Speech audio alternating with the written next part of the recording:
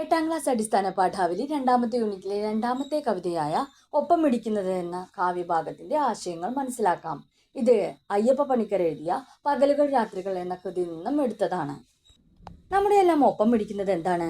നമുക്കെല്ലാം അറിയാം, അത് നമ്മുടെ ഹൃദയമാണെന്ന്. ആ ഹൃദയത്തിനോട് കവി ചോദിക്കുന്ന ചില ചോദ്യങ്ങളാണ് കവിതയായി മാറുന്നത്.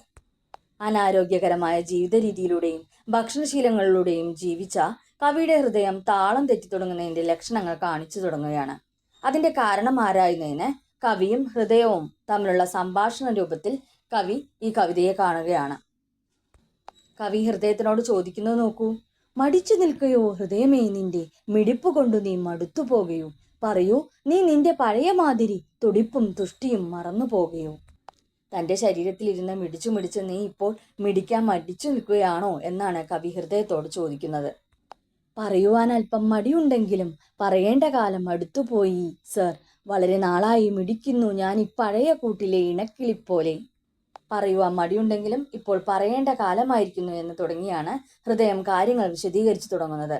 കൂട്ടിലകപ്പെടുന്ന കിളി സാഹചര്യത്തോട് പൊരുത്തപ്പെട്ട് എങ്ങനെയാണ് ഇണങ്ങി ജീവിക്കുന്നത്, അതുപോലെ ഞാനും ഏറെ നാളായി അങ്ങയുടെ ശരീരവുമായി പൊരുത്തപ്പെട്ട് കഴിയുകയാണെന്ന് ഹൃദയം ഇവിടെ വ്യക്തമാക്കുന്നു. തടിച്ച ദുഃഖങ്ങൾ തകർത്തു പെയ്ത നാൾ, തരുണ സൗഖ്യങ്ങൾ തടവി നിന്ന നാൾ, തുടിച്ചു ഞാനകം തുടുത്തു വേണ്ട പോൽ മിടിച്ചു പോന്നതും മറക്കരുതു സാർ.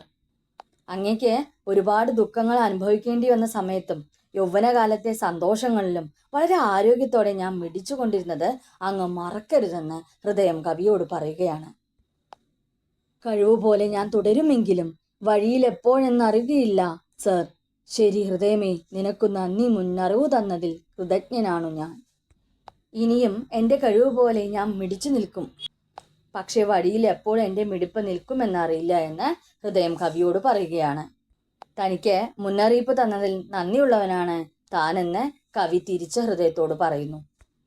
മിടിപ്പുകൾക്കിടയ്ക്കനന്തകാലങ്ങൾ ചിലപ്പോഴൊക്കെ ഞാൻ ശ്രവിച്ചുവെങ്കിലും ശരിക്കു നീ ചെയ്തൊരുപകാരം മേലിൽ മറക്കുകയില്ല എനിക്കൊരേ സുഹൃത്തു നീ. ഹൃദയം ചെയ്ത ഉപകാരം ഒരിക്കലും മറക്കില്ലെന്ന് കവി പറയുന്നു. നീ എനിക്ക് നല്ല സുഹൃത്താണ് എന്നാണ് കവി ഹൃദയത്തോട് പറയുന്നത്. ഇവിടെ ശരീരത്തെ അല്പം പോലും ആരോഗ്യത്തോടു കൂടി സൂക്ഷിക്കാത്തത് കൊണ്ടാണ് ഹൃദയത്തിന് ഇങ്ങനെയൊക്കെ പറയേണ്ടി വരുന്നത്. നല്ല ഭക്ഷണശീലവും വ്യായാമവുമാണ് ഹൃദയത്തിന് ആവശ്യമായിട്ടുള്ളത്. അത് നൽകാത്തത് കൊണ്ടും കിട്ടാത്തത് കൊണ്ടുമാണ് ഹൃദയം ഇപ്പോൾ നിലയ്ക്കുമെന്നറിയില്ല എന്നൊരു സ്ഥിതിയിൽ മിടിച്ചുകൊണ്ടിരിക്കുന്നത്. എപ്പോൾ വേണമെങ്കിലും അത് നിലയ്ക്കാം. ഇത്തരത്തിൽ അനാരോഗ്യകരമായ ആഹാര രീതിയും ദുശ്ശീലങ്ങളും വെച്ചു പുലർത്തുന്ന മനുഷ്യരെയാണ് ഈ കവിതയിലൂടെ കവി ഓർമ്മപ്പെടുത്തുന്നത്. മനുഷ്യൻ ഹൃദയത്തെ ആത്മസുഹൃത്തായി തന്നെ കാണണം. കാരണം അവൻ്റെ നിലനിൽപ്പ് ആ ഹൃദയത്തിൻ്റെ മിടിപ്പിനെ ആശ്രയിച്ച് തന്നെയാണ് നിലനിൽക്കുന്നത്. ഹൃദയത്തെ ഉറ്റ സുഹൃത്തായി കണ്ട് നമ്മുടെ ആരോഗ്യശീലങ്ങളുടെ പ്രാധാന്യം കൂടി ഈ കവിത വ്യക്തമാക്കുന്നു.